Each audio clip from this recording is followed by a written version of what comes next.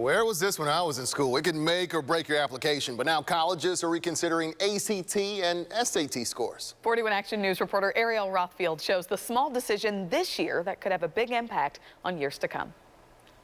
Olathe West senior Sam Butler is preparing for one of the biggest decisions of his life, where he'll apply for college. But because of the coronavirus, Sam has faced challenge after challenge. First, his April ACT test was canceled. Then his June test was canceled too. You get kind of anxious for the test and you're studying for it, and then all of a sudden you can't take it.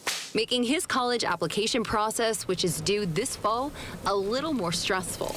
Trying to narrow down, if I want to go to, a very academically, prestigious school, I'll need to know that I can have a score to get in, or else it's not really worth my time to even look at that school. In response to the pandemic, more universities and colleges are announcing they will not require SAT or ACT scores for admissions next year. Some of the schools temporarily going test optional include the University of Pennsylvania, Dartmouth College, even Harvard, whereas the University of California school systems announced this would be a permanent change. The fact that that system has done it, I think, is going to be a major catalyst for a lot of systems. Educational consultant James Hurrier is a fan of de-emphasizing the role test scores play in college admissions because it puts less pressure on students. They're going to have to shift to a much more holistic and I think more humanistic approach to evaluating applications. The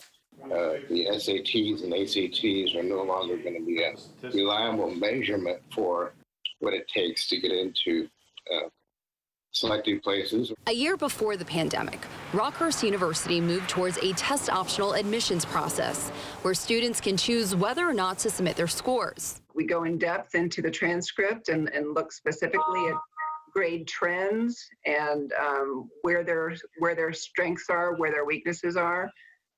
We look at writing samples and recommendation letters. Since its policy change, Rockhurst says the university has increased the number of underrepresented students by 62% when comparing the admit pool of fall 2020 to fall of 2019. There are obstacles in place because of the standardized test, the ACT and the SAT, in the admissions process.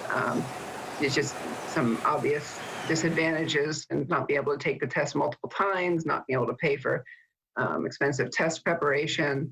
So yeah, those are all eliminated when you go test optional. Which raises the question of whether test optional admissions could become a long-term policy. I think a lot of schools are moving toward it very quickly right now because of the pandemic. I think if you go into depth with a lot of those schools, they probably were considering it to some extent even before this happened, and this just expedited their need to move that direction. The schools on Sam Butler's list still require either an ACT or SAT score, so the rising senior is still studying. I've been taking practice tests, and then I try to look at the questions that I'm missing, or trying to find a pattern of some of the questions that I'm not getting correct, and then I focus on those areas. Hoping the July ACT won't be canceled like his other tests.